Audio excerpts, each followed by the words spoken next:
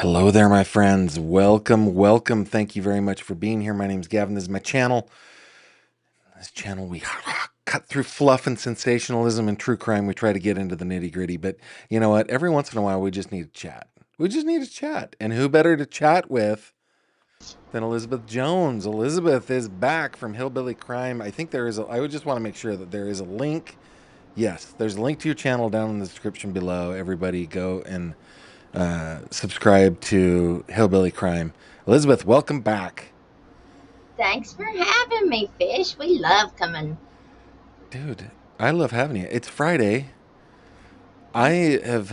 I'm tired. I don't know. I'm ready for the weekend.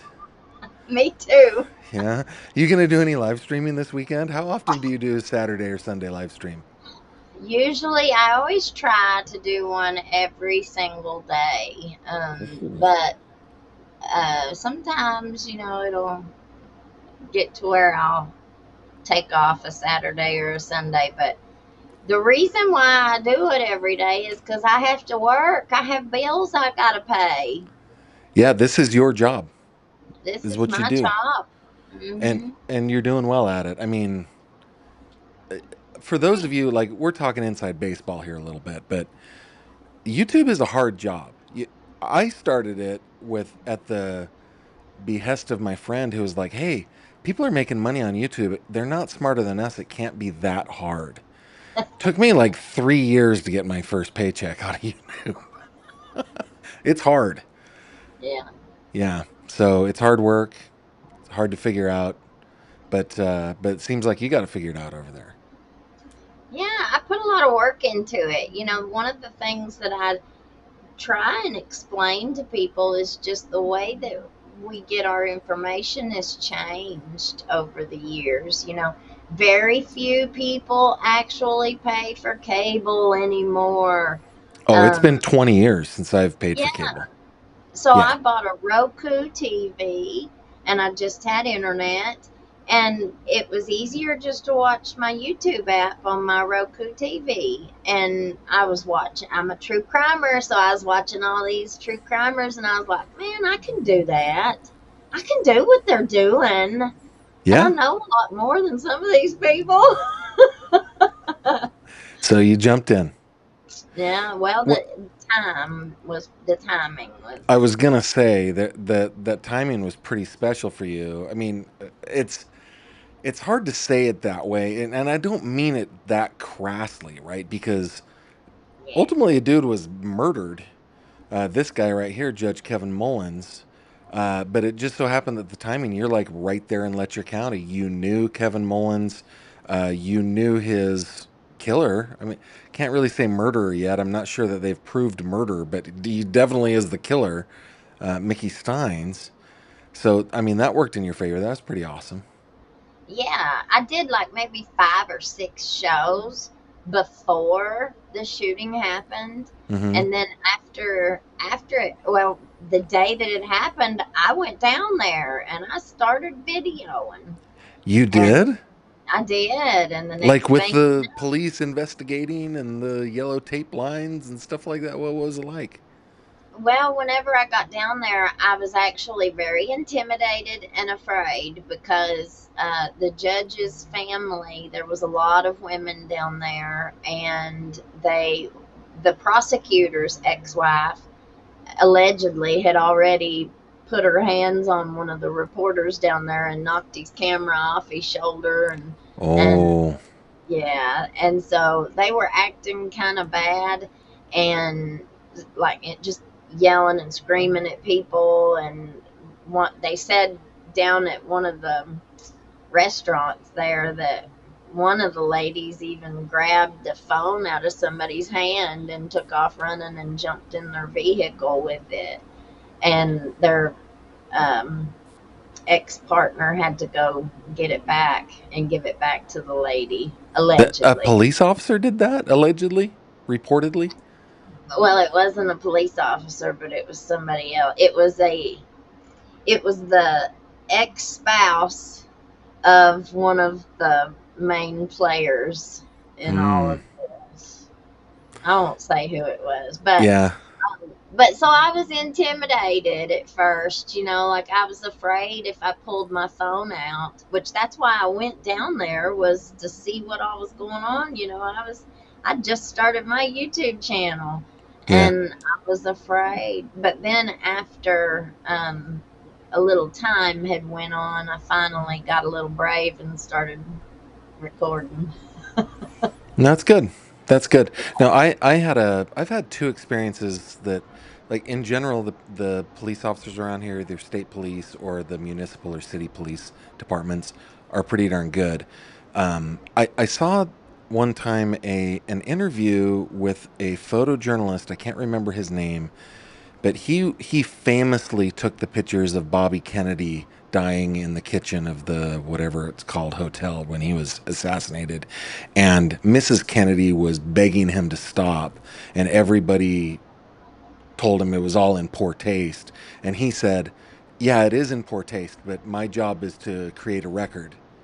And Yeah, so I'm going to create a record. He also has a famous photograph on 9/11. People were leaping from the Twin Towers, and he took a picture of a man falling, head first, and famously, and it's horrifying, but it is a record of that thing that happened. Anyway, I saw that interview and I said to myself, "Oh, I'm going to be way more bold now. yeah, I'm not going to like break the law or anything like that, but I'm going to be more bold." And the first time that that kind of came to be, I I was sent out. We had gotten a tip about a death in outside of Oil City, Pennsylvania, and the police were out there, and it was like late at night. It's like 10 o'clock at night. I don't. So I grab my camera and off I go. So I get there. There is yellow tape all like up and around and everything, and I start taking pictures. And the officers look at me and say, "No, you go away." And I said, "Kick rocks. I'm a member of the press. This is my constitutional right." And yeah, we had it out verbally until one of the, I think another officer, it may have been the chief, recognized who I was and was like, "Stop." Right? So that was one time. And then the other time that happened, it happened just this week. I can't remember if I told you, there was like this high speed chase in my town. And my wife was out for a walk, and she's like, "There is a high speed chase going all over the place." I would get the drone up in the air. So I do. I get the drone up in the air, and I get it right at the moment that they get her, right? And it was like 2 blocks away. So I have the drone in the air, and I'm walking down there with my camera, and a state police officer was really angry at me that I was taking a picture of them loading her up in the in like an ambulance. Same. I said the same exact phrase: "Kick rocks. I'm not in your scene." yeah. And he was like, "Yeah, okay." Like I'm just bold that way now. Like, yeah, I dare Well, you to arrest me for this. I dare you to arrest me for this. if I had it all to do over again, I would take a punch in the nose for the video any day. Well, this has been a But lot of inside baseball. That's a fun conversation. Let's talk about the case. Like we had Taya on with you. What else has mhm. been going on with the case? Well, I know that August 15th is the next court date for Mickey. So Mickey's attorneys, Bartley's, have asked for the evaluation to be unsealed. Oh, is this going to be streamed? Yeah, they usually are. Oh, so the So we will be Bartleys. streaming. Oh, that's awesome. Well, did I tell you, by the way? I'm sorry. I'm getting back to the inside baseball conversation. September 15th is my first day as a part-time reporter. I'm pulling back from full-time to part-time so I can transition to full-time YouTube, Well, which is pretty cool. yay! But Yeah. it'll be a month early for me. I'm not going to be able to stream it, but we're going to depend on you to do that.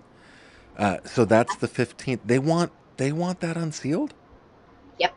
Wh- It said that in the request that he filed, it said that they are anticipating some, whatever that the prosecutor is going to bring up, they need to be able to use what's in this evaluation to, and they are going to take up his bond on the 15th.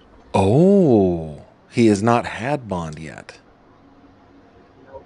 They keep putting it off, but the 15th they're gonna take up bond. Okay, so in Kentucky, a murder suspect can have bond, but I'm sure that there is some statutory minimum. It has to be $1 million or $2.5 million or some weird number, right? Do you know?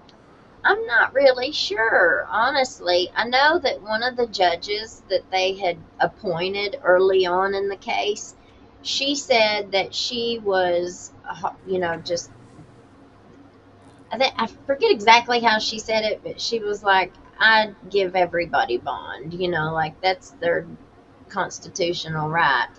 Bond is for, um, so they'll show up in court. Yeah. Um, and other reasons. But she said that she was hard bent not to give anybody, a bond.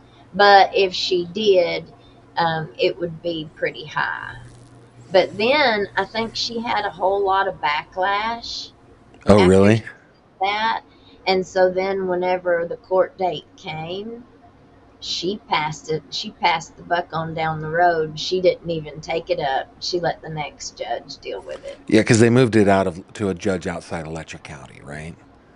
Yeah. So she kicked the can. All right. Yeah. Well, I mean, I would imagine that folks in Letcher County, especially with the kind of stuff that's come out, are probably supportive of Mickey Stein's getting bond.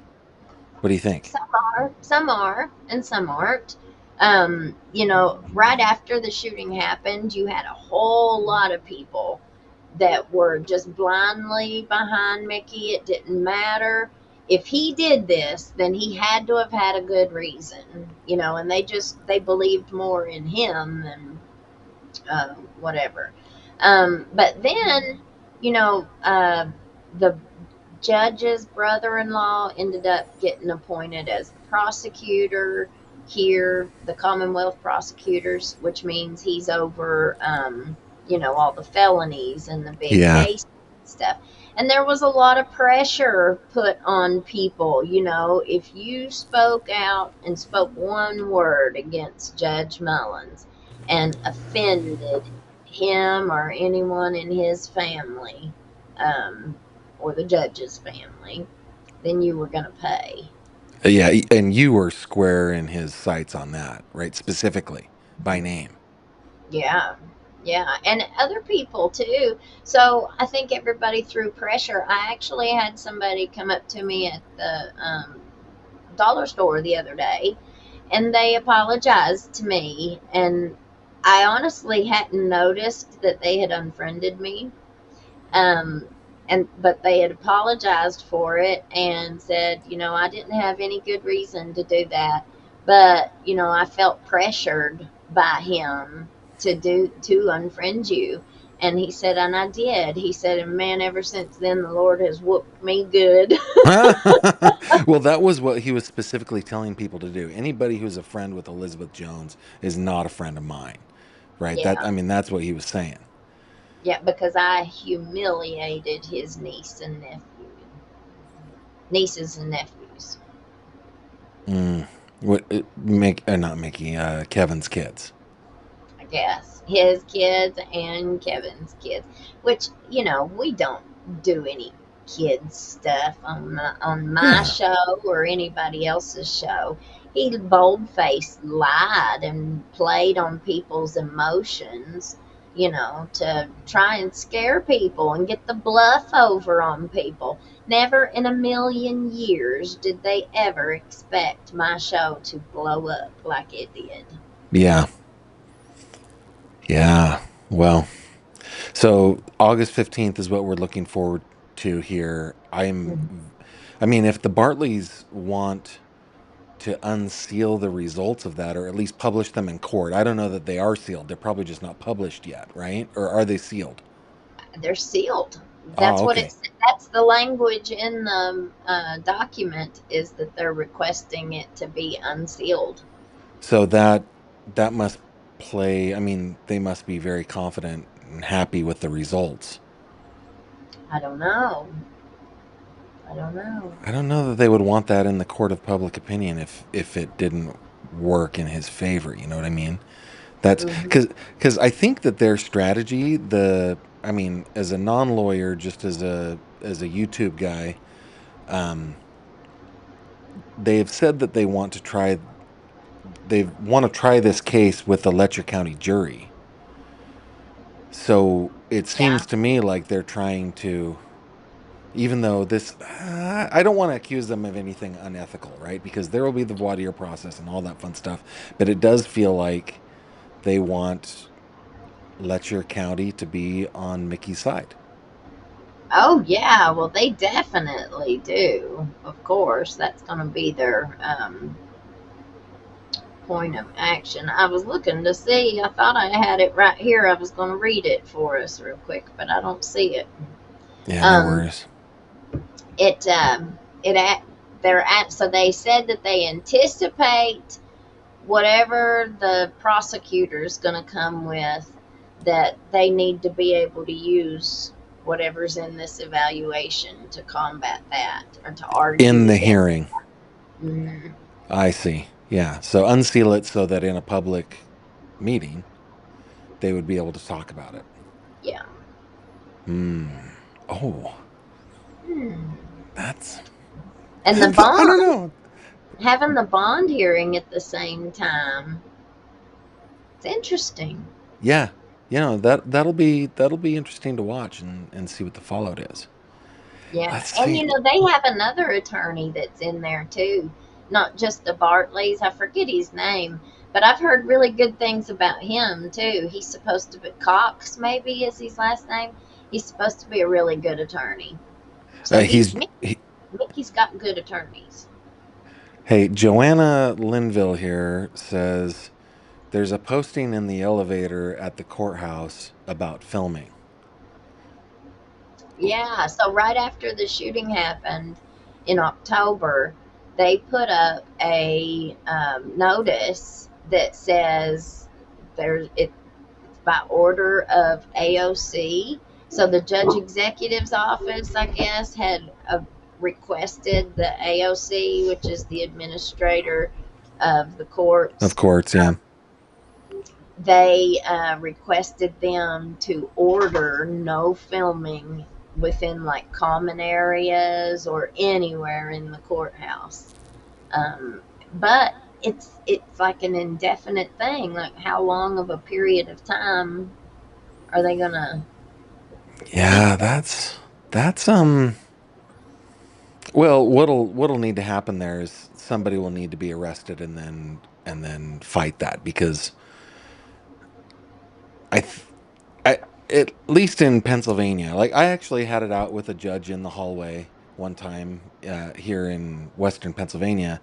She was angry at me because I had published a story the night before, or my publication had. I had written a story the day before it was published, and it showed a picture of the defendant in the hallway at the court, and she was really upset about that because typically reporters would go outside and take pictures outside. And she's like, "Mr. Fish, I need to talk to you." And she wanted to take me into chambers and be all upset with me. A person that I admire, she's cool, but she's like, "You can't do that in my courthouse." I said, "Yeah, I can. It's a public building. It's a public space." And Hmm.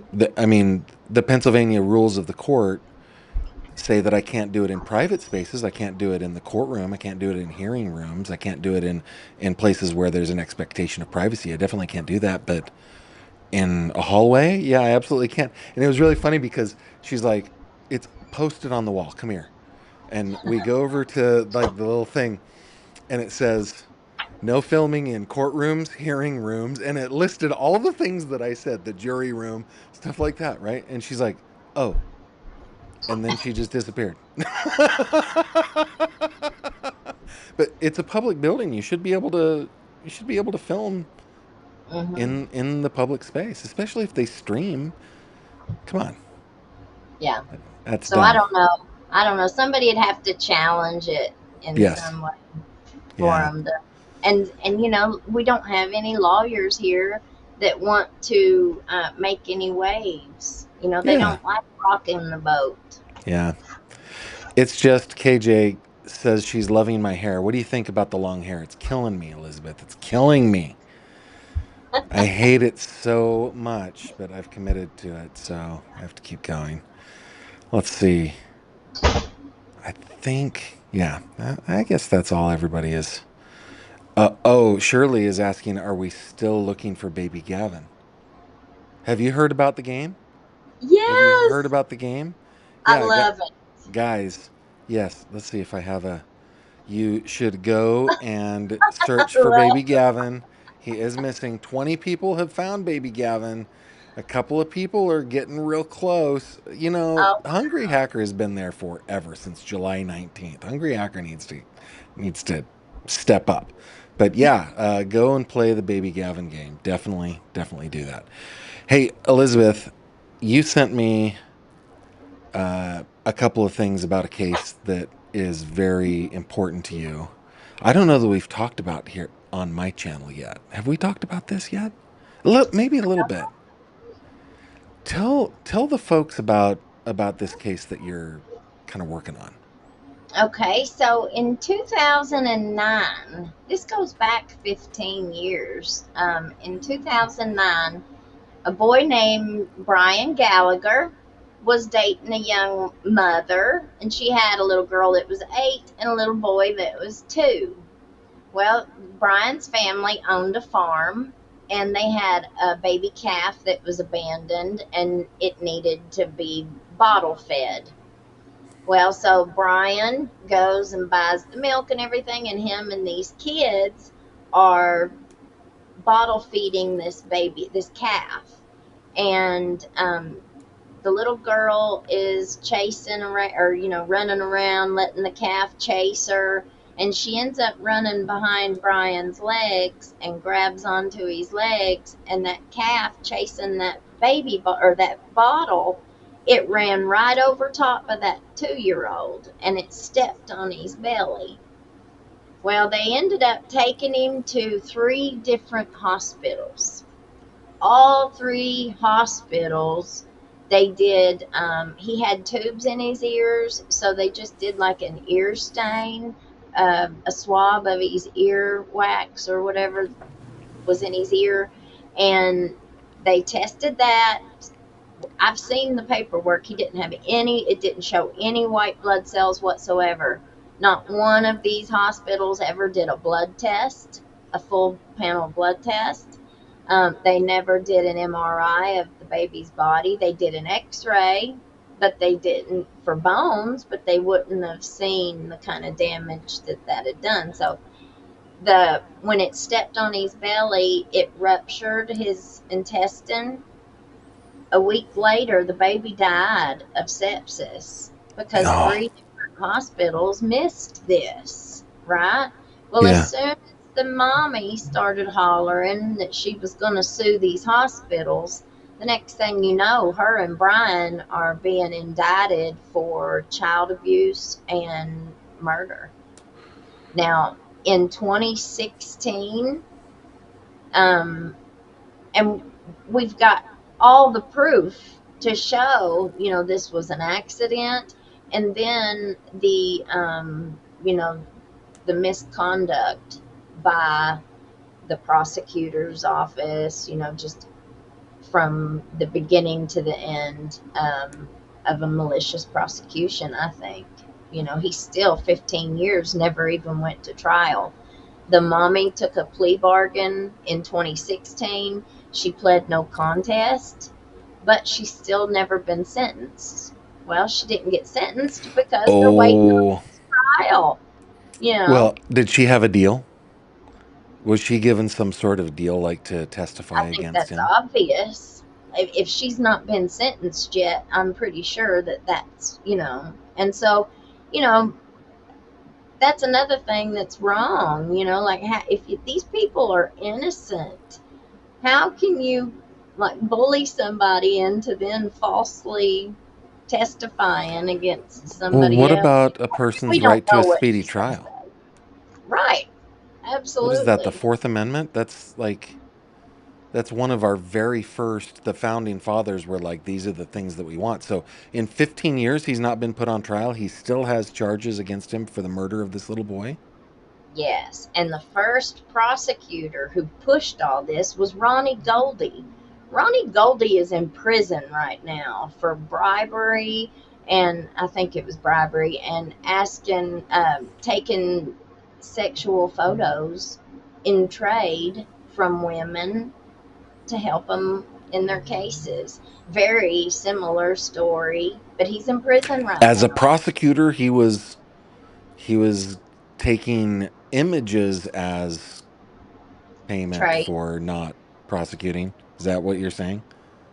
do for some kind of favor, Yeah, something. legal favor. Yeah. Whoa, okay. There have been several prosecutors, there have been several judges that have been recused from this case. I mean, it is an absolute circus. And it's the same kind of thing that we see in Letcher County. This is happening in Rowan County, or it's happened in Rowan County, and he didn't have an attorney who could fight this the way that it needed to be fought. So now the family, 15 years later, the family lost their farm. They had to sell their home. They've sold everything that they've had. They've lost anything that they ever had, except for their hope and their, faith to see this through. Brian's dad has just not let up. He's been a dog with a bone on this case, and he's got every bit of the research. Um, but now we have a new attorney for Brian. Yeah, so what is his name again? Brian what? It's Brian Gallagher. 15 years waiting just for a trial. He I mean, refused to plead guilty. They tried to bully him into pleading guilty, but when you're innocent, you're not going to plead. well, and Some the people. the justice system is made for police. It's something that I hate, but I also understand, right? Like in the last, I think it was 2023 was the last year that I looked at it. In the county in which I live, they had over 1,200 either well, it's the Court of Common Pleas. So it's not traffic, it's not landlord, it's not but it could be misdemeanors, right? So but crimes. Mhm. Felonies and misdemeanors, they had 1,200 in 2023 and 9 went to trial. But all they Mhm. have is the capacity basically for 10. That's all the capacity they have. So they push pleading as much as they possibly can because that's how they get their docket cleared. I mean, Yeah. we'd have to have 100 prosecutors and 100 defense attorneys, public defenders, if they all went to trial, and we'd have to have probably 20 courtrooms too to do it. So, but still, if you're innocent, you should. I'm glad that he stood his ground. Yeah. Absolutely. Yeah, And it's this has devastated their families. And there's a little boy, who died, who could have, his death could have been prevented. yeah, yeah. The hospitals, had they done an MRI or something like that? Well, I mean, they reported that he was trampled by a calf, right? Hmm. Hey, Oh, yeah. listen, I have experience in this. Like when I was a little kid, we lived in a farming community, and as the little ones, our job, little ones meaning like 6, 7, 8 years old, our job was bottle feeding calves. No, Hmm. for a 6-year old, that is a job, man, and they're big, and we're Yeah. we're talking about a 2-year-old little toddler. I mean, a calf probably weighs 80 pounds, 100, maybe more. Yep. So you tell the hospital that a 2-year-old was trampled by a calf, and they don't, they look at ears? Yeah, because there was a situation that didn't come out until Brian's dad started uh, researching and keeping all these records, getting all the records from this case, Good for and him. it ended up the day before the child was stepped on by the calf. He was in daycare, and apparently somehow he had gotten up like on a slide and he fell off the slide head first. Well, he had tubes in his ears, and the daycare took that child to see a doctor after it fell, but they never notified the parents. The parents Oh, didn't know anything about it. The doctor who the daycare took him to ended up being one of the doctors that they seen at the ER. saw him later. Saw him later. And that doctor knew that he had fallen off of the slide. So when one of the nurses said, "Could this be child abuse?" He said, "No, it's not," because he knew the child had fallen off the slide. So he said, "No, it's not child abuse. He had fallen off the slide. That's where those bruises come from, I guess." But there is so much cover up in this case, and got all the proof in the world of it. You know, the thing that bothers me about this kind of stuff, I mean, one of the things, there are hundreds of things that bother me about this, but if this is happening, a dude waiting 15 years for a trial, like I've never heard of that before this case. But if there's one, there's 100. That's right. That's right. And Brian's dad, one of the reasons why he says he fights so hard to prove Brian's innocence is also for these children, because he said that he's heard that there's three other children that died that from situations very similar. Now, these kids are low income kids, probably Medicaid. They Yeah. probably didn't, and back then we're talking about 2009. So Medicaid wasn't as accepted, and it Yeah. didn't pay for as much as what it does now. You know what I So mean? maybe they're just like, he's fine. He's fine. I'm Yeah. looking at him. Yeah, he's bruised up a little bit, but he's going to be okay. And then get him out of there so that they could get some good billing cases. I mean, that's what it looks like. And the way that this case ended up even being called child abuse is that one of the social workers asked her father to take a look at the case. Remember, after this, the doctor I just told you said, "No, this isn't child abuse." Hmm. Social worker then gives the file to her daddy, who is a pediatrician somewhere, and says, "Dad, will you do me a favor and take a look at this case and see what you think of it?" And he came back saying it was child abuse and murder. And that's how the That's how this charge, case. some completely unrelated to the case. And then he didn't get paid for it. He didn't never do anything else. We've got in one of the hearings, they asked him, in the Daubert hearing, I've got a copy of the Daubert hearing, where they went in to see if he qualified as an expert, right? And they challenged it, showed without a doubt he was not qualified, but the judge qualified him. It's unbelievable. Um, Maybe we should talk a little bit about experts and how that works. Sure. The Okay, so uh, I can give my version of it. Maybe you can give your version of it too. But basically, A witness comes into a hearing or a trial. It depends on the circumstances, and they bring with them their curriculum vitae. So there's there are witnesses and there are expert witnesses. Those are the only kinds of witnesses that we have in a court, right? Regular witnesses can only testify to what they know, something that they saw, something that they heard, something that they witnessed. They can't testify to any rumors, any secondhand anything. Expert witnesses are different. They can give opinion.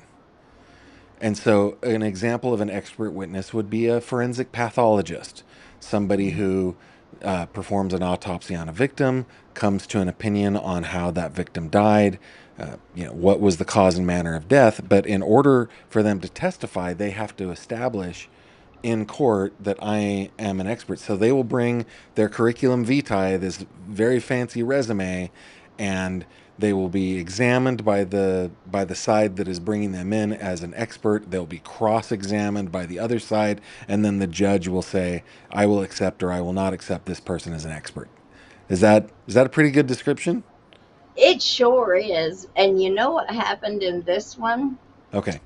When they asked him his credentials and for his, uh, what you called His it, CV, yeah. CV, when they asked him for it, he said he did that it was on a floppy disk somewhere, but he didn't know where that was. So he didn't even have a CV A to give floppy disk in the court. 2009?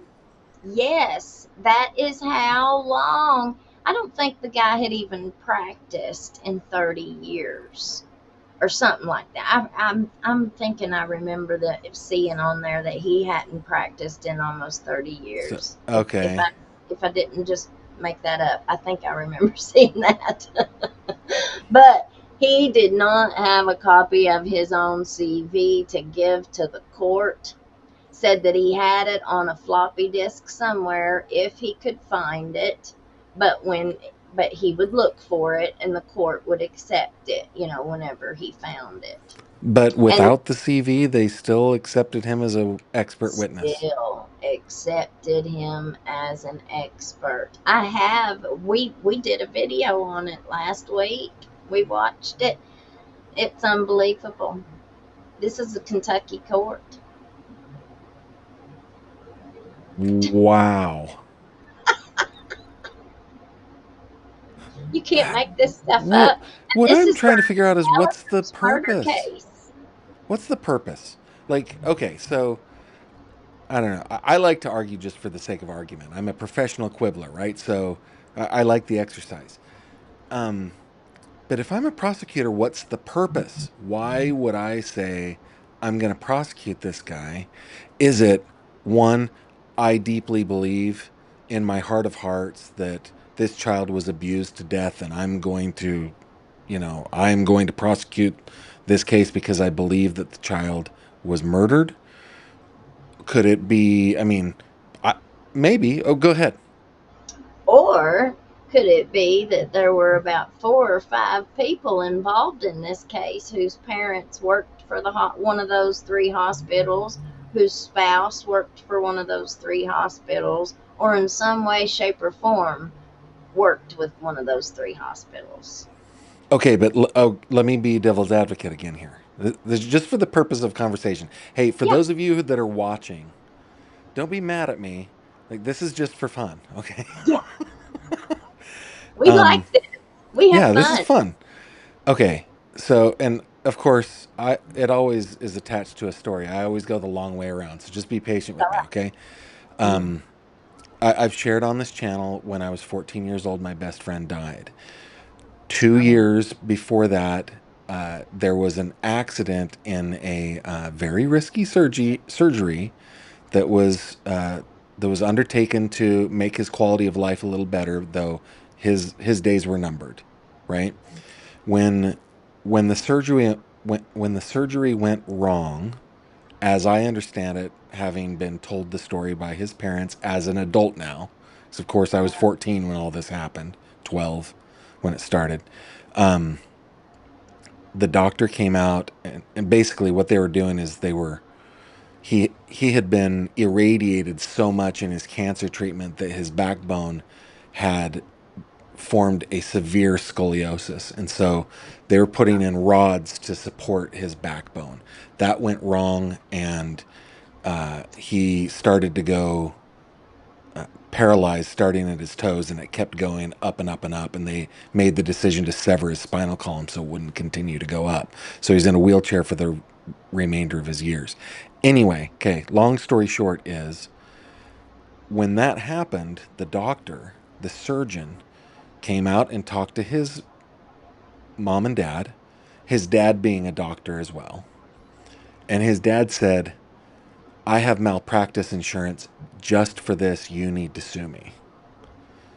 So I guess my point being, and that's what they did. They filed a claim on his insurance, and that paid for a 1-story house that they could get their son into, and 24-hour care that he required for the next 2 years of his life, and a van that could transport him the whole nine.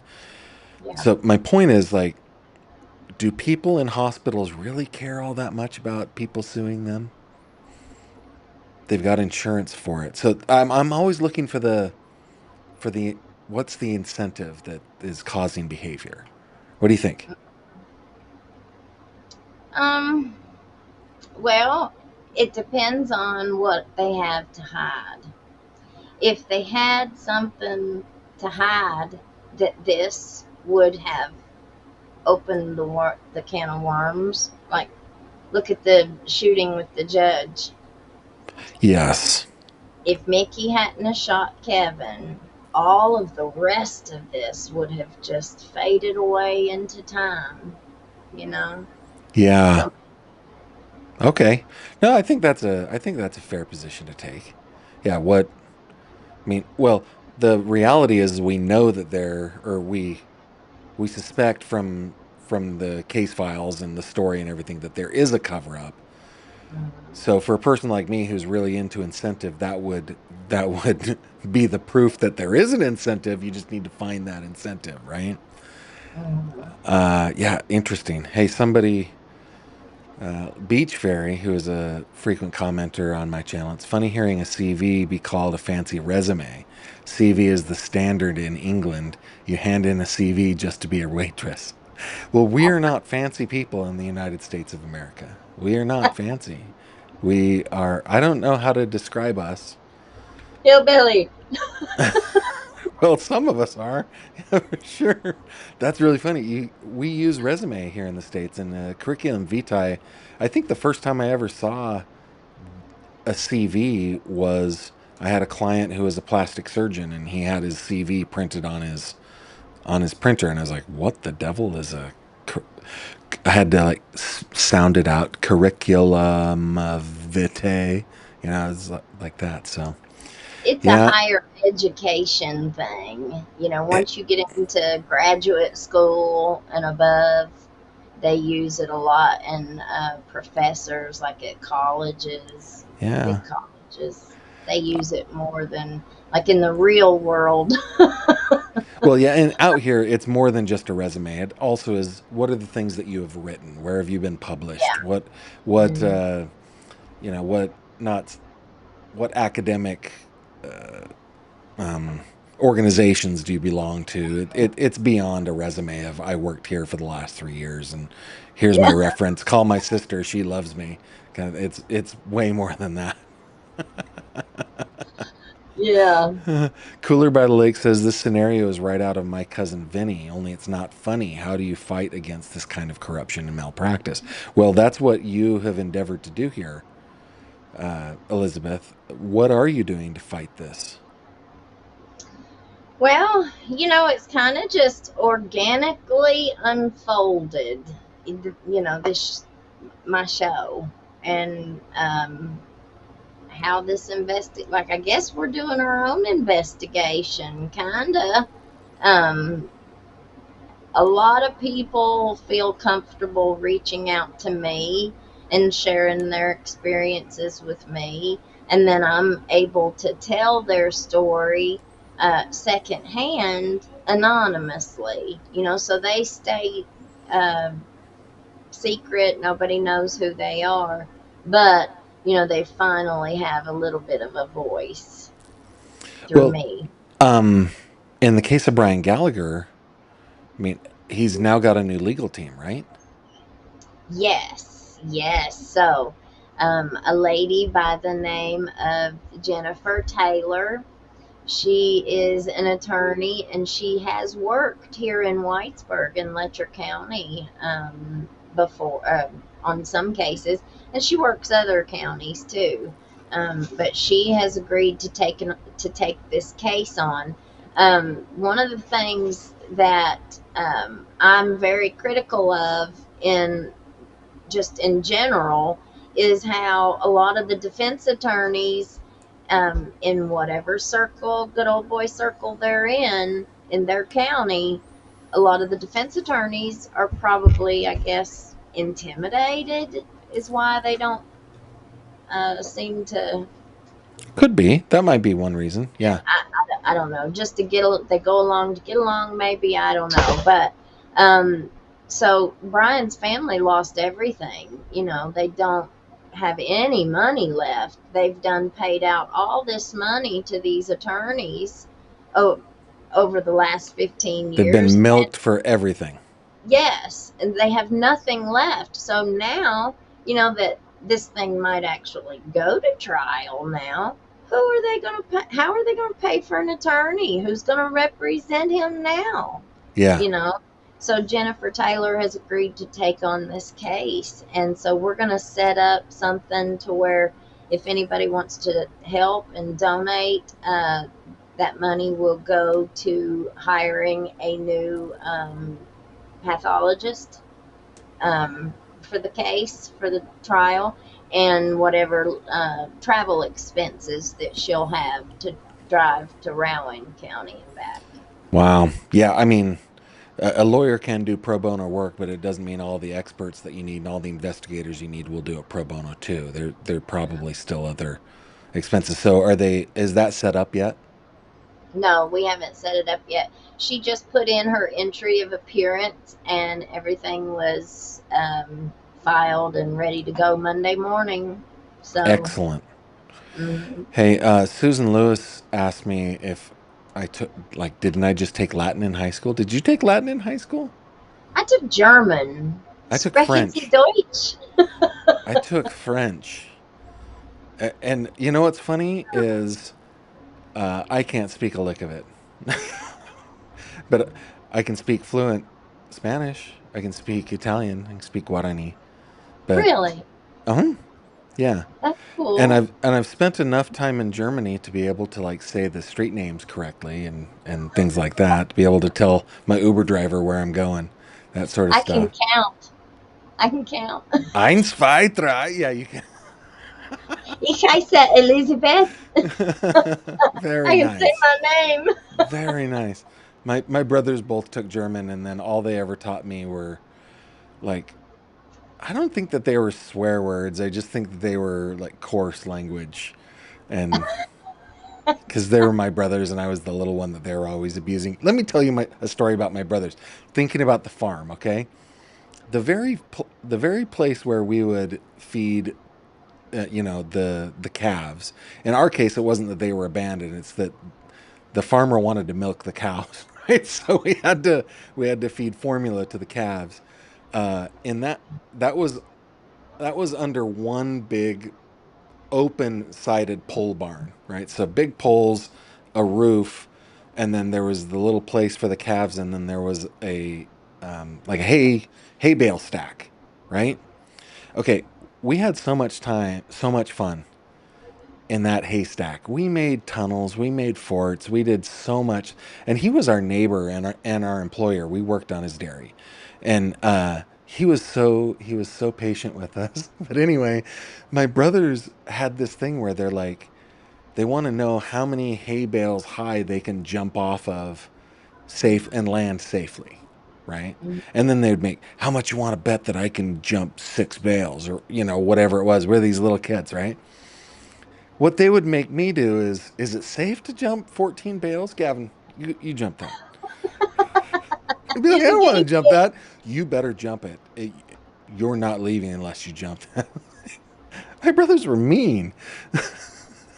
All brothers are mean. But anyway, Susan, I did not take Latin in high school. I'm sorry. I took French. Starting in junior high, I did 5 years. I Wow. forgot it all when I went to Argentina. It was gone. It was gone. I do have lots of ascots though. Well, lots. I have two ascots, which makes me kind of a fancy guy. I don't know what an ascot is. Okay, so you know the actor. There's this actor, old timey actor with gray hair, and he's always like he's super tan, and he would do the commercials in like the 80s and 90s where he had the tanning like foil cardboard thing. Can you Mhm. picture that? He was always Yeah, in like a suit, and he'd have a tie on, but it would be tucked underneath it would be underneath his shirt, yeah, and it'd be this fluffy thing. yeah, Okay, like Hugh Hefner. yes. Okay. That is either a cravat or an ascot. The difference being a cravat is a giant piece of silk that you have to fold up and tie a special way, and an ascot is pre-folded for you. Yeah, Oh, I'm fancy. Not fancy enough to have a CV, but fancy enough to wear an ascot. you learn something new every day. Yeah, there you go. You're welcome. You are welcome. Anything else going on in your world you want to talk about? What other cases are you doing? Are you doing any other cases outside of Kentucky?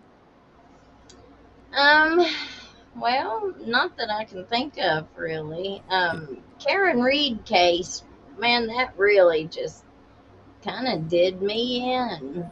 You, you've had enough. Well, just I'm really disappointed, with our legal system.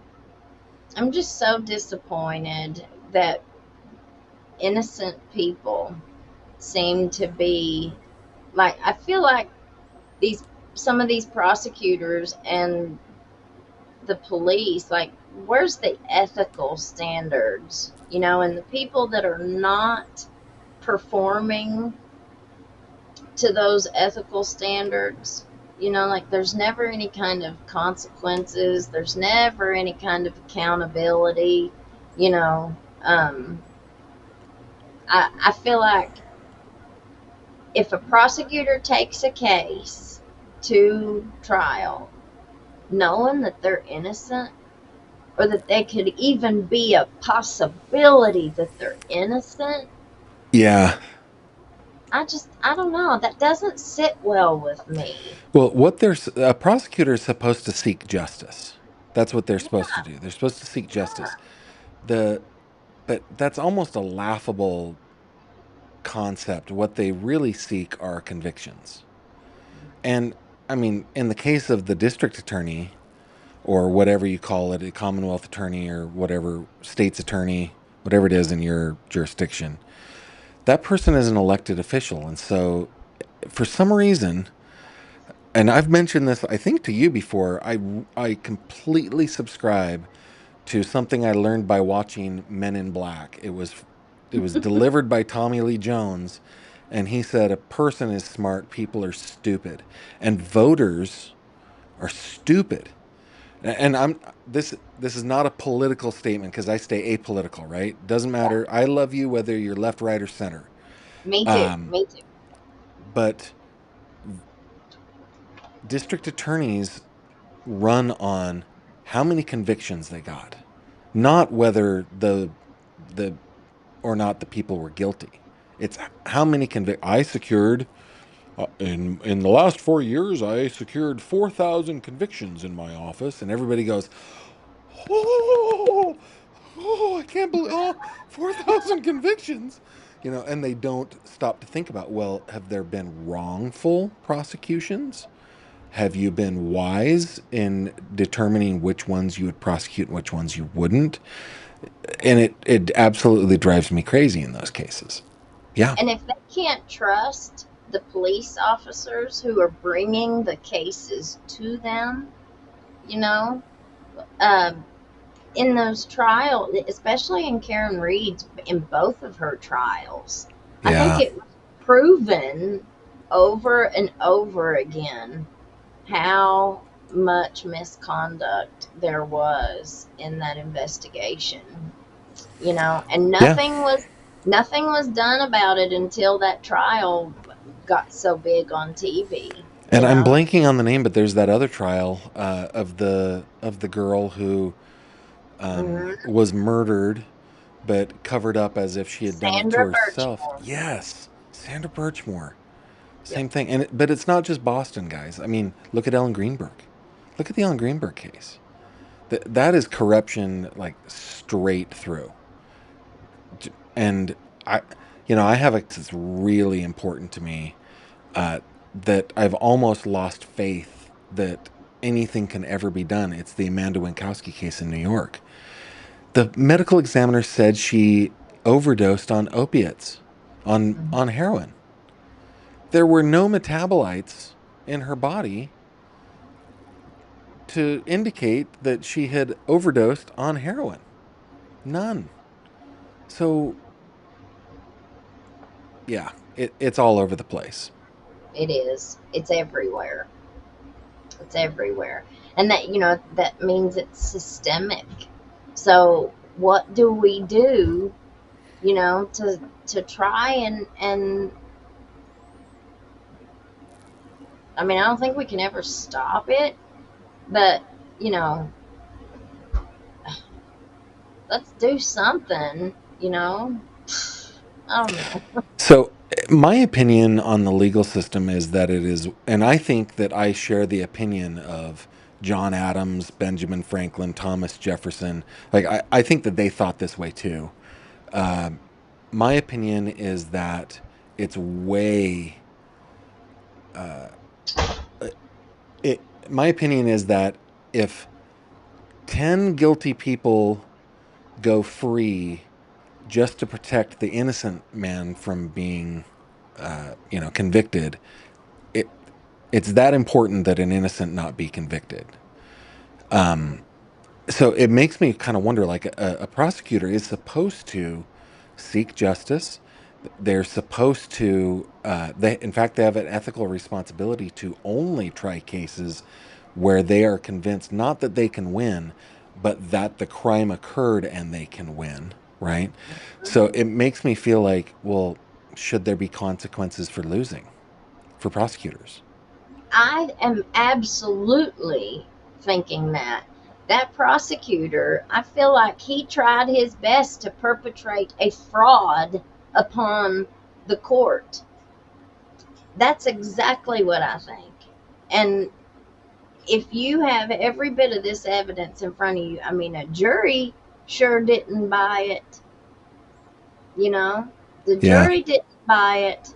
And there was just instance after instance after instance. We all know that there's no coincidences, Are we talking and about the stuff. Karen Reed case? Is that what you're talking Yeah, about? Yeah. yeah, the Karen Reed case.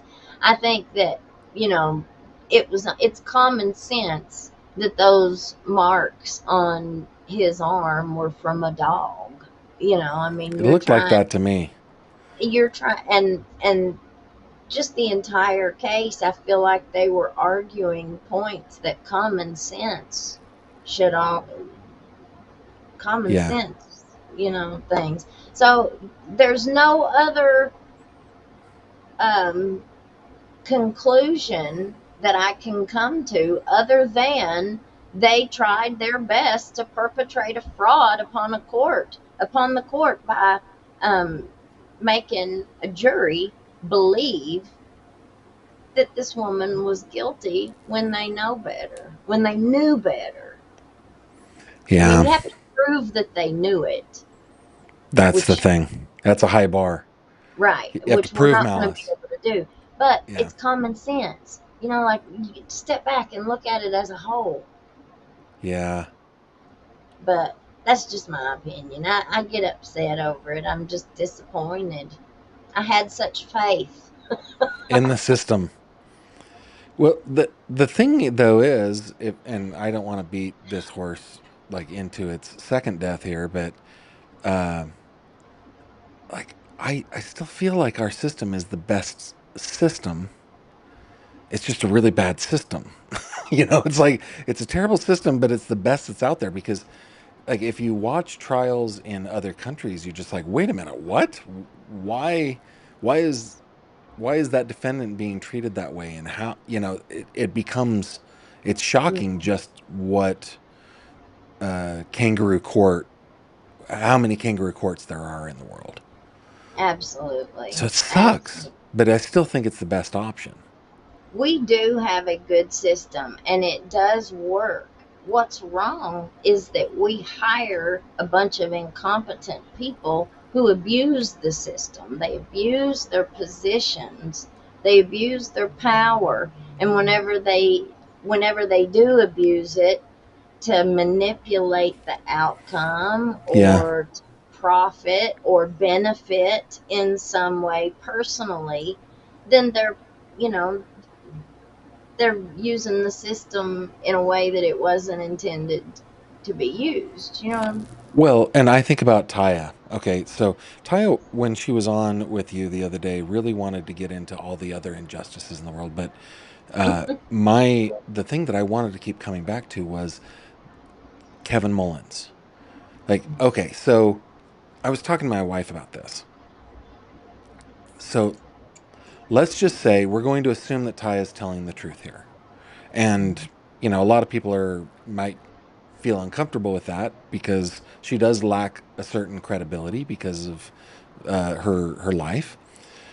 It is very difficult to say that she's a credible person when she's a convict and she's an addict. And I'm just saying what other people would say, right? She has a credibility issue. But let's just assume that what she said was true. That at the age of 16 in Kentucky, she goes to work in the office with Assistant Commonwealth Attorney Kevin Mullins, and he sets his sights on her. Now, the thing that makes it even more evil to me, if this happened, and you know what, I believe it happened, but let's just all assume that it did. Okay, the thing that it makes it even more evil to me is not well. First off, I don't even care if it is legal. It is not okay to be sexing up a 16-year-old girl, a grown man. I don't care if it's legal. I hate it when people say it's not against the law. Yeah, but okay. But should you be doing that with a 16-year-old girl? That is gross from the very beginning. But the part that makes it even worse is I bet he got to know her, got to know that maybe there were things in her life that made her less credible, that made it so that it would be a he said, she said, and I am an assistant Commonwealth attorney, and you are a 16-year-old girl who's confused and comes from a poor family or whatever, whatever it was that he identified as her weakness. That that is where it goes from being gross to being evil. Like that calculation. It's the same kind of thing as Ben Field going, ah, they need something from me, and so I'm gonna trade basically their bodies for their freedom. It's equally as evil. Absolutely. Absolutely. I agree 1,000%. Yeah. Well, Well, they choose women that are vulnerable. They're in a more vulnerable spot. But something else too that I think has really dawned on me is they seem to have an addiction themselves, and it's a sex addiction. yeah. And I think it's more of they, a power addiction though. yeah, oh yeah, yeah, yeah, yeah, it is. Um, it. I had a librarian send me her story about how he had done her, and she said she wanted to tell her story because so many, like Taya had come out, and she felt like people were questioning her Yeah. whether it really happened and stuff. And she said, I want everybody to know that it wasn't just the addicts that they targeted. She was a librarian, you know. Her and her husband were going through a divorce, and they decided that they were just going to use one attorney. It wasn't contested. So they used him, allegedly used Kevin Mullins, Okay. and to be their attorney. And she said that one day he called her at work at the school. She was working in Pike County School. And he said, your husband just came in and paid all the money to file for divorce. And if you're not here within 2 hours, whatever, I'm going to come down there to the school and I'm going to serve you with papers in front of all of your coworkers and embarrass you and, all this stuff. And so he bullied her and scared her, and she went down there. She showed up, and she said it was a trick. It was all a trick just to get her into his office. And she said that he grabbed her and like got down in her ear and said, let's just do it right here, right now in the office. And she said she didn't, of course, but she was traumatized over that situation. And she said that after that, he called her and threatened her, allegedly threatened her to keep quiet or he would destroy her. And so she said she hung up on him and she never did speak to him again. But he traumatized her very bad. And she said, I'm I've been a professional, she wasn't a drug addict and a Yeah. jailbird. So she had some credibility behind, but she still doesn't want her name out there, Yeah, but of course. she wanted to tell her story, and so people would know it was not just addicts that they targeted. Well, I hope more. I think they're all going to be women in Kevin Mullins' case. I hope more women Yeah, come out. I think so. And it's not to say that men aren't victimized. I mean, you know, here in my neck of the woods, here in Western Pennsylvania, it's Venango County. There's uh, the Venango County Prison, which is we call jails prisons, and we call prisons SCIs for some, I don't know, semantics, but you know, in the years that I've lived in the area, like, there's just been rumor after rumor after rumor of real sick abuse happening within the walls of the jail. And of course, Yeah, it's in the walls of the jail. Nobody's going to see it. And the people um, that are all complaining about it, they all have credibility issues with the rest of society, right? Some of them are sex workers. Some of them are, all of them almost are addicts. Some of them have mental illness issues. And so, of course, when you talk with people in the know, like people in power, they will tell you, oh, you know, she's a you liar. can't believe She's, that. yeah, right. Mhm. Um, but the pattern becomes like you cannot ignore it. The pattern. So I'm really proud of my of the publication I work for, UIT Media. They have let me. I've now published 3 out of 6, a series about here's what people are saying that happened inside the Venango County Jail. And then people are saying you can't trust them. But then just this week, I found out that a male inmate got a sizable settlement from the former warden, deputy warden, and a CO over him being SA'd inside the Venango County Jail. Like he's currently in prison somewhere else. But Mhm. yeah, he won a. I mean, they wouldn't call it him winning, but they settled with him. Mhm. Well, So it happens. I found out a new piece of information. You want me to drop it on Yeah, your drop it channel? on us. Wait a minute. What does All this have right, to do with? Which case are we talking? Jennifer Hill. Jennifer Uh, Hill. Oh, yeah. Okay. Jennifer Hill. okay, Hold on. Guys, do you guys know who Jennifer Hill is? This is yes, Jennifer Hill. She has Jennifer passed Hill. away. And She she is one of the overdosed. heroes. She's one of the heroes in all this. Okay, lay it on us. So I found out that there were some threats that were made before she died. And it wasn't just towards her. There were threats that were made just to them all that they may they may get some money out of this lawsuit, but they'd never live to spend it. They were both threatened to Death be, threats. yes, they both were threatened that they would overdose and die. And that, and I know who threatened them, but they've asked me not to tell, so I'm not going to. But with Jennifer Hill, um, I found out that whenever she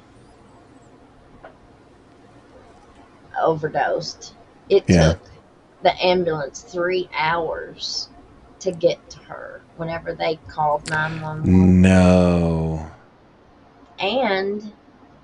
And whenever they went for the lawsuit to try and come up with a settlement on that lawsuit, that civil lawsuit, from what I've found out, allegedly they offered her family less than $10,000,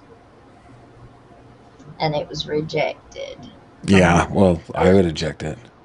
yeah, but Um, that's why that settlement conference didn't go through. Autumn's saying, I wonder if somebody purposefully sold her a hot shot. Yeah, could be. Well, yeah, that's exactly what that's exactly what her family um, thinks, from what I've been told. Now, I've Hmm. not spoken to her family myself, but from the middleman that I've spoken to, they've said that everybody. It was very very suspicious circumstances how that happened. But most people would just write it off that she was a drug addict. She overdosed. But hot Yeah. shot, that's murdering somebody. That is Yes. murdering somebody. Yeah. Yeah. RJG says, Gavin, I have a little information about another young girl who worked for the judge. I can confirm Ty at 16 had a look, hair, and eye coloring that seems to be a pattern for the judge. Have you heard that And before? yeah, well, I heard that he liked real skinny. They said that he liked them Coke skinny. Oh, that's just mean. Coke skinny. Mhm. Am I understanding that correctly? As in, they do a lot of cocaine. That, Yeah, golly, yeah. One person that I've talked to, one of my sources, his ex girlfriend was involved in it, and he said she stood about 4'9". who did? His ex girlfriend, Okay, and he said she was real, real tiny. She almost looked like a child. And he said that she was allegedly one of his favorites. that is sick. Mhm. Yeah. Yeah, And, that's you know, and it's not just one person.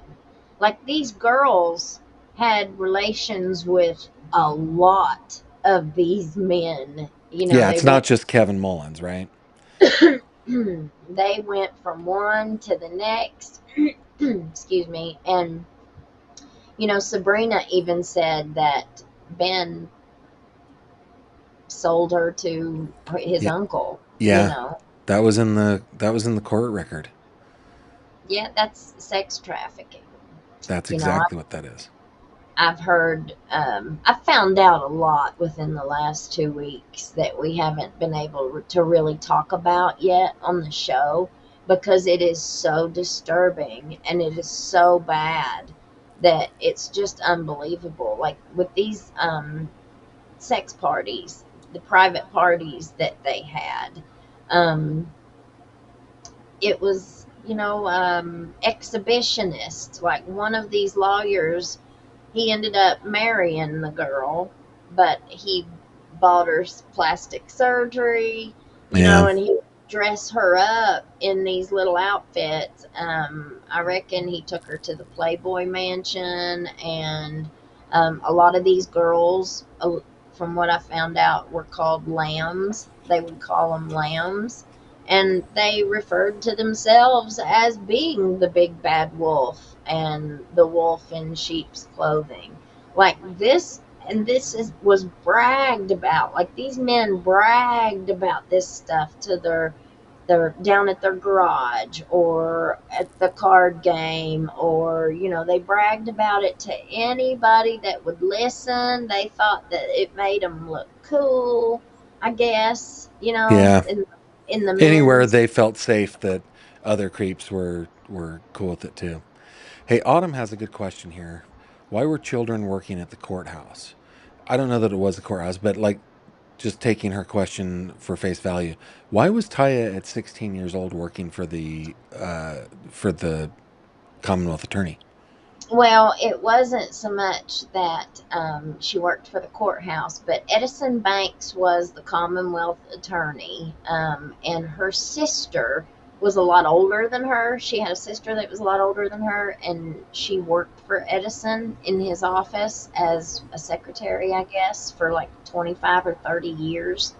And so where she was so much older than her, whenever she turned, 16 years old, I guess she went to go, you know, work with her sister down at the law at Yeah, the prosecutor's office.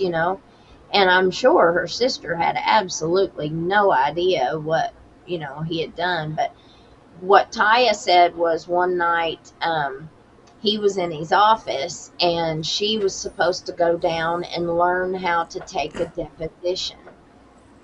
So it was like a planned thing. She was supposed to be going in to learn how to do a deposition, and she went in there and she said it was just him.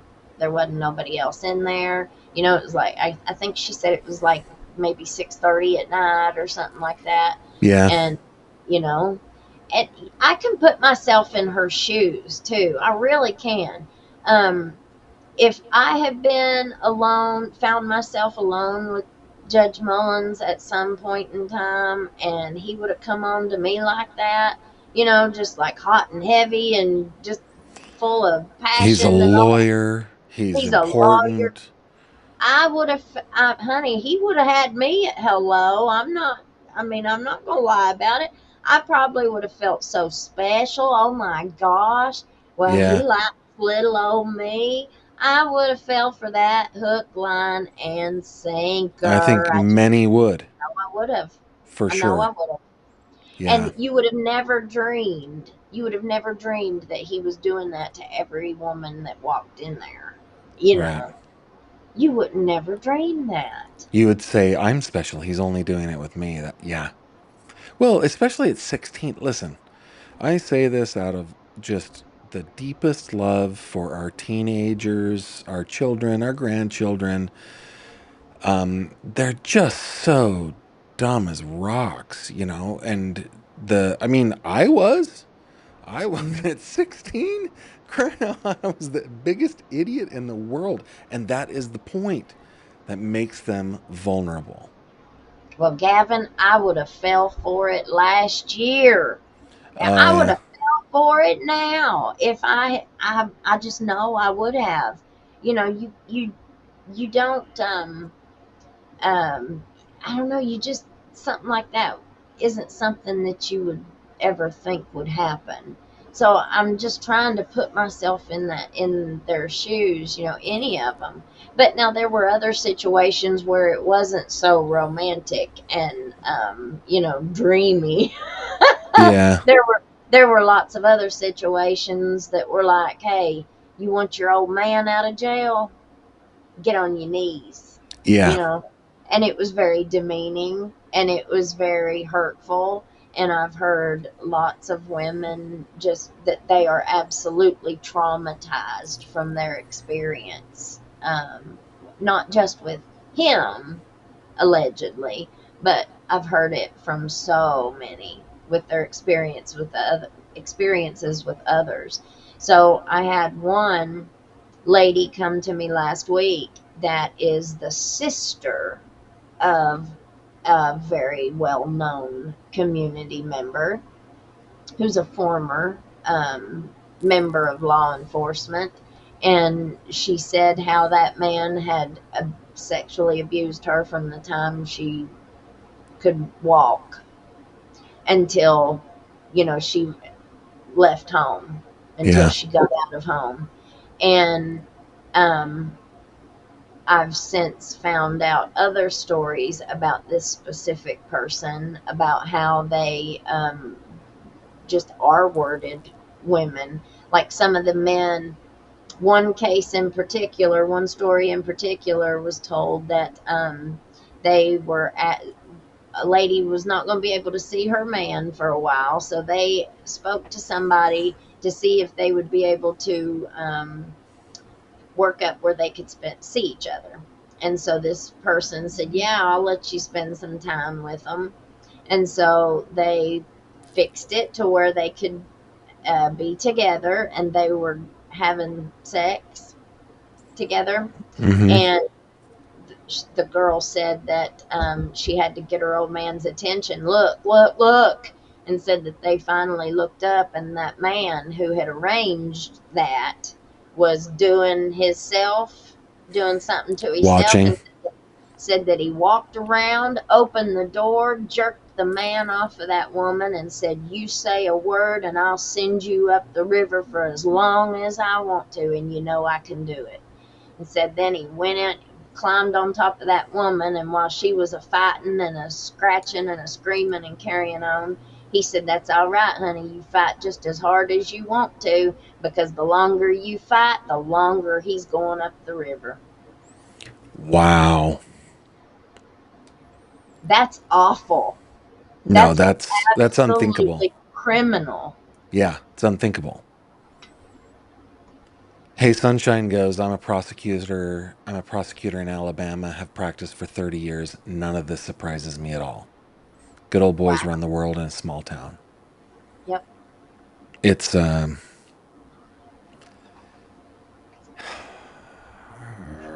yeah, And all that makes me think about is Matt Easter, the investigator at the Kentucky Attorney General's office that kept asking Sabrina and Jennifer Hill.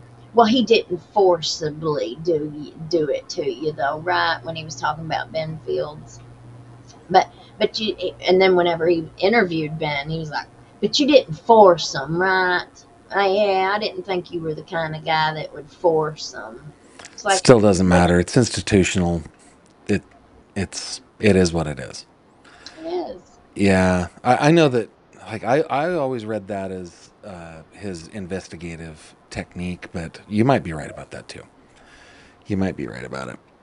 Oh, yeah. I was thinking about Taya because her story is, dude, this long hair. Just a second. It's like falling in my face, tickling my nose. I'm doing this so I can donate it, but it is so Oh, hot and so uncomfortable.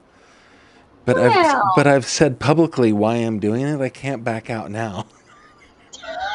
I want that's it true. gone How long are you gonna let it grow? until 12 inches, and then Well, I'm gonna like I'm not gonna wait till there's 12 inches hanging down. Like if I can hold up 12 inches, I'm putting a ponytail right there and cutting it off. It's I just don't like it at all. I'm glad for the experience. I've never had long hair before. It's cool, but oh my goodness. What was I gonna say? Oh, with Taya. mm, According to her, that experience that she alleges with Judge Mullins is what she says leads to her life of sex work. Right. And I think her clientele there was likely, the same cast of characters that everybody else is talking about, right? yeah, If you think about it, like if that is true, then like she wouldn't have gone down that road, probably. She may have not become an addict. She may have not done any of the things that she did in order to satiate that addiction. And so, like, you could put that square on the shoulders of Judge Mullins. Yeah. Like, people don't like. I don't think abusers think about exactly how much they're taking away.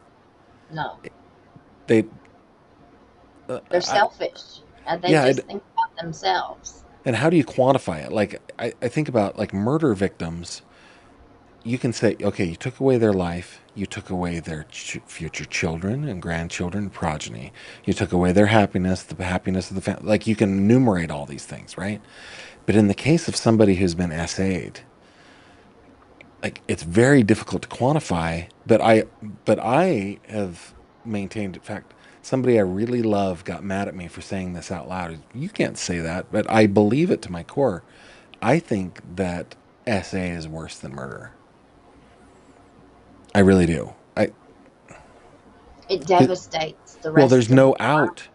There's no, at life. least the murder victim is at peace and at rest, right? There's Mm-hmm. no out for a victim of SA. Nope, there sure ain't. That sister, the man's sister who told me her story, she said the rest of her life, like she has just been absolutely, like her whole life has been ruined, you know. Yeah. Like her entire childhood, she was possessed by him. She was his possession. Even as an older brother, just as an older brother, she was his possession. Every single night, she had to perform wifely duties in Yeah. order in order to keep him from doing it to her little brother.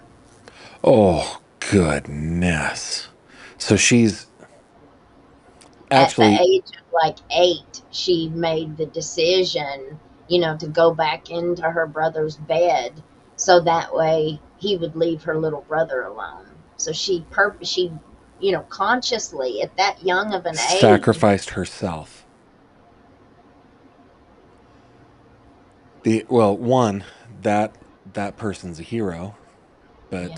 um, but there's no parade or anything for that because I just okay. So not totally And that recently, man is still free. right? He needs to be in prison. Yeah, And it's the same man that R worded that inmate's girlfriend. So that means that he's got a very sick problem with SA and R wording and it makes you women. wonder how many victims he has. Yeah. Now, there was a couple of years ago, in my day job, I was going through criminal complaints, and I remember having, as a dad of girls, dude, I love the whole girl power thing. I just love it. Like, Kimberly makes fun of me because I get choked up. I took our daughter to go see Wonder Woman when it came out and got choked up. I started crying. Oh, she's so great, So I'm totally that kind of guy, right? But I read this criminal complaint that made me feel that same kind of paternal pride for a person that I have no idea what her name is. It was redacted. I have no idea who she is. But here was the criminal complaint. The criminal complaint was that I think she was in her 20s. She walked into the police station and said, from the age of 4 until the age of 18, when I left my parents' house, this is what my dad did to me. And she told the police about it. She like gave them details. And the police, heaven love them, listened to her, believed her, worked up a case against him, and prosecuted him, and he pleaded guilty. So there was like nothing came out, and it was one of those moments where I'm like, thank you, like, because that young woman, we nobody needs to know her name. I don't know, nobody knows it except the people who investigated it. But I had that same swell of paternal pride, like, you are the strength, the there are no words that I can use that can describe She just how got lucky. proud. She got lucky that so many people believed her and prosecuted it, and Yeah. supported her and stood behind her. Because that doesn't happen here. Yeah, there are a lot of stories here where it doesn't happen either. But Yeah. I was really proud. It made me wonder if, like, because I read that criminal complaint, it made me wonder if she had the wherewithal to get like a confession out of him, or get the receipts, get the evidence. You know what I mean? Because that's one of the things that's missing in a lot of these, and you know this as well as I do, is that when you're a victim, when one is a victim, it appears that they're when they're not given any good choices, they don't make good decisions. And it's very difficult to make a good decision if you have no good choices in front of you. And Yeah. a lot of times they just don't think to, like, what is the evidence that I can keep here? Because in because in court you can't just say he did this to me. There has to be evidence. And Hmm. there's a case. Oh, I don't want to give away too much information here, but like, an inmate at the same jail that I was telling you about was assaulted. She kept copious notes, and when she got out, she went to the police because she's awesome. But she gave away all of her original everything. She didn't keep a copy of anything. So now all of that stuff is in the possession of the people that investigated her for the crime in the first place that put her in jail. She has no credibility anyway. Easy to sweep it under the rug, you know. Well, see, that's what was happening here with like Sabrina and Jennifer and them. Every time that they went to jail and they put their phones in their property, whenever they got out of jail, their phones were gone. Right. And all their evidence was on those phones. Yeah. Well, who has access to the property but Angie Fields? Yeah. Ah, this kind of stuff just, I know, man. I get I worked up know. about it. I know. You got to be able to have. Um, I kind of have a weird sense of humor, that helps me deal with a lot of this stuff. Yeah. May No, not always be appropriate, but but it helps you cope, right? yeah, Well, thanks for coming on tonight, man. We've been at it yeah, over an hour and a half, I think. And yeah. yeah, thanks for coming on. I love just having these kinds of conversations, man. We ought to find another case that you and I can just chit chat about, in addition Um, to Kevin and Mickey and everybody surrounding them. We ought to find a case where we can do that. We could just, maybe okay. we could simulcast it or something too. I don't know. Yeah, I mean, I'm down. You know me. Got to figure that out. Got to figure it out. Well, I'll be looking. I'll be looking for a case, and I'll shoot you some ideas, and you shoot Okay. me some. I'll be on the lookout too. Cool. All All right. right. Hey, if you guys have not subscribed to Elizabeth's channel, it is Hillbilly Crime. It is in the description down below. Please click on it. She is a growing channel. She's doing excellent work down there in Kentucky, and I love having you on. It's always fun. Thanks again. Stick with me for just one second. Hey, guys, remember that Baby Gavin is still missing. Head on over to gavinfish.com, play the treasure hunt. It's just for fun, it's free. There's nothing, I'm not asking anything from you. Just go ahead and go do that. It's pretty fun. And then, I always want to plug this. We hang out on Facebook on in the fish tank. We're coming up on like 5,200 people in there. We talk about all sorts of things related to true crime. So if you have not been in the fish tank, you are hereby cordially invited. Okay, and with that, I will see you in a couple days. Unlike Elizabeth, I guess I'm lazy. I'm taking the day off, or the weekend off, but we are having people over on Sunday, and I have come up with a very good. We have a daughter with celiac disease, a gluten-free pizza crust, and we're going to do pizza oven pizzas. So all day tomorrow is making like 25 pizza crusts. That's what I'm going to be doing. So I won't be working hard like Elizabeth. She is awesome. But I will see you on Monday, 7:30 p.m. Eastern. That's when we do this. And until then, I bid you adieu and thank you very much. Take care of yourselves. Good night. Thank you very much for watching this video. If you liked what you saw, please consider subscribing. And if you have any questions or comments, please leave them below.